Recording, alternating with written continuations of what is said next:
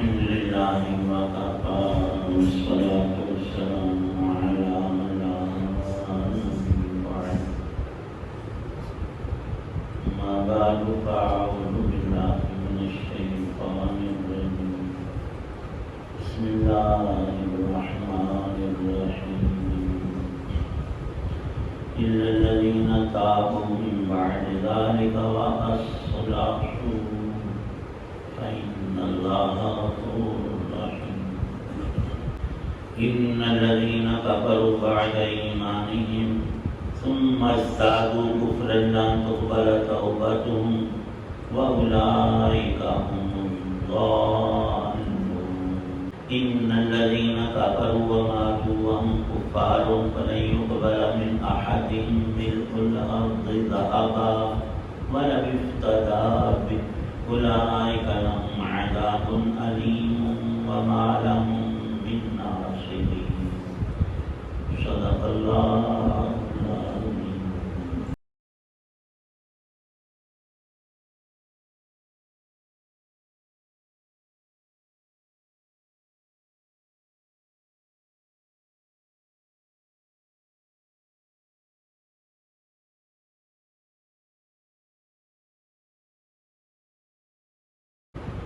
مگر جنہوں نے توبہ کی اس کے بعد اور نیک کام کیے تو بے شک اللہ غفور رحیم ہے. جو لوگ منکر ہوئے مان کر پھر بڑھتے رہے انکار میں ہرگز قبول نہ ہوگی ان کی توبہ اور وہی ہیں گمراہ. جو لوگ کافر ہوئے اور مر گئے کافر ہی تو ہرگز قبول نہ ہوگا کسی ایسے سے زمین بھر کر سونا اور اگرچہ بدلہ دے اس قدر سونا.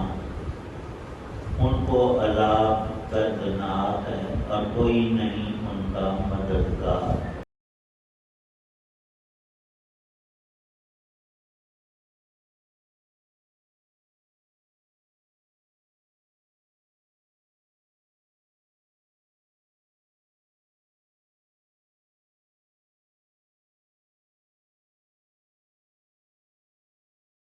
سورہ آل عمران کی یہ 3 آیات آیت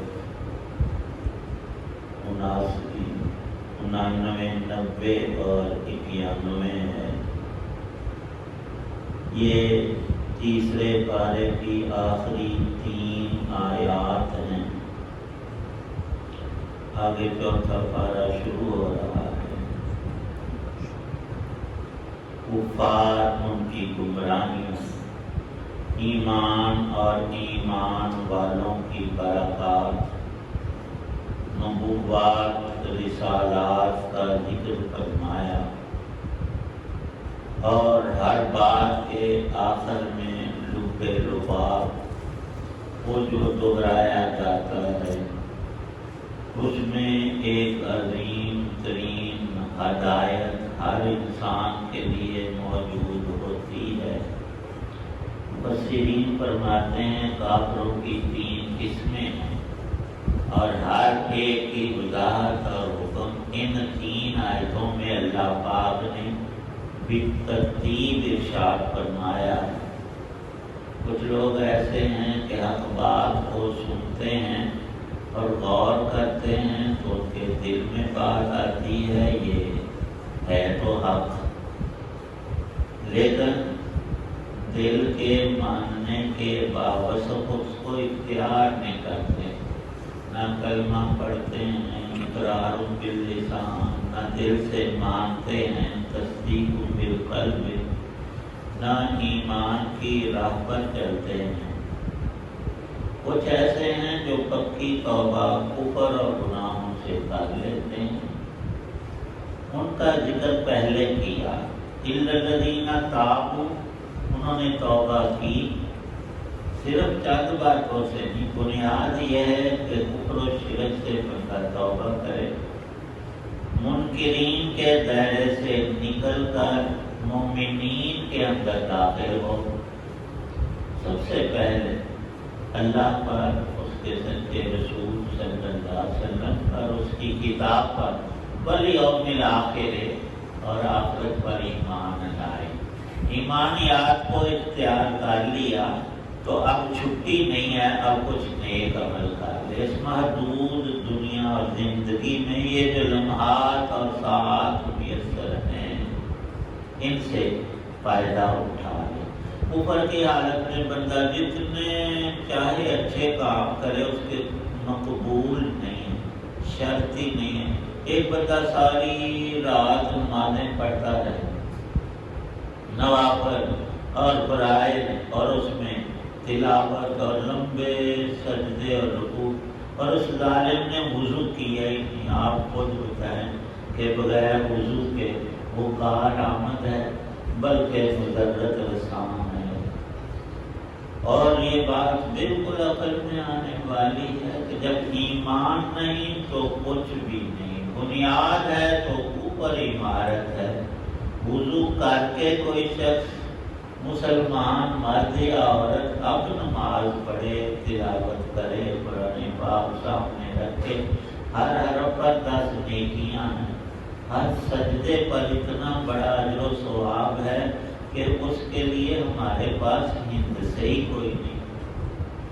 ادھر اوپر کی مضرت بھی اتنی بڑی ہے، موت سے پہلے توبہ کا دروازہ سب گناہوں کے لیے اللہ نے ہر وقت کھولا ہے۔ یہ نہیں کہ اب رات ہے صبح ہوگی تو کسی علم والے کے اور اللہ والے کے پاس جا کر اس کے ہاتھ پر مسلمان ہو کر تو پھر ایمان قبول ہوگا، نہیں۔ گھر بیٹھے اسی حالت میں سچے دل سے اس پاک کلمے کو پڑھ لے، لا الہ الا اللہ محمد الرسول اللہ۔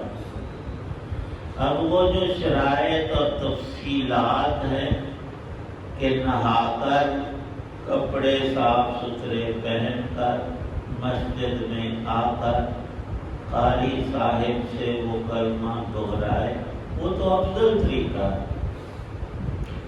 اگر اس کے پاس اتنا وقت ہی نہیں اور وہ تو بیمار ہے اور حالت بھی خطرناک ہے اور اب چاہتا ہے میں اس کو تو اسی وقت جلدی ہی سے کہ موقع ہاتھ سے نکل نہ جائے۔ لوگ ہوائی جہازوں پر سفر کرتے ہیں، ایئرپورٹ پہنچتے ہیں، کبھی تھوڑا سا وقت ہوتا ہے تو ان کا سفر وہ اتنا زیادہ ضروری ہوتا ہے کہ اختیار نہ کیا، گئے نہ، اس فلائٹ سے رہ گئے تو معاہدات تھے، اس کے کاروبار میں کروڑوں کا خسارہ ہے۔ اس کے ہاتھ میں کچھ چیزیں تھیں اور کچھ اس کے بیگ میں، اور وہ بکنگ ہوئی ہی نہیں۔ اب بیچارہ ادھر سے اور ادھر سے پریشان، وہ کہتا ہے دفعہ مارو، یہ بیگ کا سامان، یہ کچھ چند سوٹ ہے، یہ وہ، تو میری فلائٹ نہ نکل جائے۔ وہ دوڑ کر اس میں سوار ہوگا۔ یہ ایمان ہے، یہ بعد میں نہیں ملتا اور اس کا موقع ختم ہو جائے گا۔ اس سے اللہ پاک فرما رہے ہیں ہر منکر اور کافر کو آج فائدہ اٹھا لینا چاہیے۔ آج میں نے کھولا ہوا ہے دروازہ، اور موت کا وقت جب شروع ہو جاتا ہے تو یہ دروازہ آٹومیٹک بند ہو گیا اور ہمیشہ کے لیے بند ہو گیا، اب اس بندے پر کھلے گا نہیں۔ تو جس نے نفع اٹھا لیا، ایمان لے آیا، اس کی توبہ اللہ نے قبول فرما لی۔ الا الذین تابوا، دوسری آیت میں ارشاد ہے کہ کچھ وہ کافر ہیں تو وہ بڑے ضدی اور پکے، اور جب دیکھتے ہیں کہ اب موت کے سوا کوئی چیز باقی نہیں، فرعون کی طرز پر وہ ڈوب رہا تھا، اس کے پاس کتنا موقع، سارا ضائع، اب کہتا ہے کہ میں مسلمان ہو جاتا ہوں۔ اسے اللہ نے فرشتوں کے ذریعے جواب دیا ہے کہ الآن نہ ہوئے، موقع نکل گیا۔ اور ہر انسان اس وقت کفر ہی نہیں، سب گناہوں سے توبہ کرتے ہیں پر وہ توبہ کا موقع ہوتا نہیں. ہمارے لیے بھی اللہ نے سب گناہوں سے ان کے ضرر سے بچنے کا وقت ہمیں دیا ہوا، مگر توجہ کرتے ہی نہیں. بوڑھے ہو جائیں گے اور آخر میں جا کر حج کر لیں گے اور سارے گناہ معاف ہو جائیں گے. یہ ایک طریقہ گڑ رکھا ہے. تو کیا سارے لوگ بوڑھے ہو کر ہی مرتے اور حج کو نصیب ہی ہو جاتا؟ وہ تو ایک آدھ ایسا ہوا، اس کی قسمت اس کے ساتھ. عام قانون یہ نہیں ہے. دوسری آیت میں اللہ پاک نے یہ بات ارشاد فرمائی ہے، ان الذین کفروا بعد ایمانہم ثم ازدادوا کفرا، جو کفر میں بڑھتے بڑھتے بغیر توبہ کے اور اس کی قبولیت کے چلا گیا، ہم الضالون، وہ گمراہوں میں شیاطین میں جا ملا. تیسرا وہ شخص ہے جو ساری زندگی اللہ، اس کے رسولوں اور ایمان والوں سے لڑائی جھگڑے اور مجادلے اور مقاتلے پر ہی کمر بستہ رہا. اس نے زندگی صرف کفر میں نہیں گزاری، اہل اسلام کے خلاف ہر سازش کا حصہ رہا اور شیطانی کوششیں اس کی کبھی رکی نہیں، اور اسی حال میں کفریات میں بڑھتے بڑھتے غرق ہو گیا، کفر میں ہی مرا. اللہ پاک فرماتے ہیں کل قیامت کے روز یہ جو تمہاری زمین ہے نا، زمین ساری سونے کی برکت بالفرض والمال، بالفرض اس کے پاس اتنا ڈھیر سونے کا کہ زمین برکت، اس سے فدیہ مانگا نہیں جائے گا. وہ خود ترلا منت سماجت کرے رب کی کہ یہ میرا سونا ہے اور یہ آپ سارا لے لیں اور صرف میری بخشش کر دیں. مجھے دوزخ جنت کا معاملہ نہیں، صرف مجھے عذاب سے بچا دیں، یہ فدیہ لے لیں، یہ سارا سونا آپ رکھ لیں، میں خود دے رہا ہوں اپنے عوض میں. اللہ پاک فرماتے ہیں کہ رب کو تیرے سونے کی کیا ضرورت؟ تیرے اس کلمے کی ضرورت تھی جو تو نے کہا نہیں، اڑا رہا. اب ارشاد ہے لن يقبل من احدهم ملء الارض ذهبا ولا افتدى به.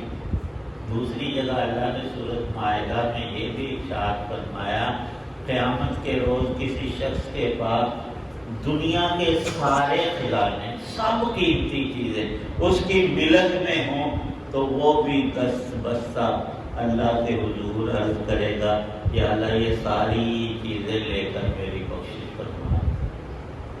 اللہ پاک فرماتے ہیں کہ وہ اتنی اور بھی لے آئے ڈبل کر کے. وہاں تو یہ سکہ چلتا ہی نہیں، وہاں ایمان ہے اور نیک عمل ہے. یہ ہمیں بھی ساری دنیا کے انسانوں کو اور اس جہان میں ہر شخص کے لیے اللہ نے یہ عام ہدایت رکھی ہے، کسی نسل، علاقے، قوم کے لیے نہیں. ہمارے پاک نبی صلی اللہ علیہ وسلم کے بارے میں قرآن کی آیات اور آپ کے ارشادات واضح ہیں کہ قیامت تک کے سارے انسانوں کا نبی اب اللہ نے مجھے بنایا. میں محمد الرسول اللہ کافۃ للناس، سب انسانوں کی ہدایت کو اللہ نے میری ذات سے اور وحی سے جوڑا ہے. جو کلمہ پڑھ کر مسلمان ہو کر نیکی کرے گا، چھوٹی ہے یا بڑی وہ ضائع نہیں، اور جو کفر میں مرے گا اس کی نجات قطع نہیں ہے. یہ رب کے فیصلے ہیں، کسی انسان کی بات ہرگز نہیں. اللہ پاک پوری سمجھ اور ایمان کا کامل نفع ہمیں نصیب فرمائے. وآخر دعوانا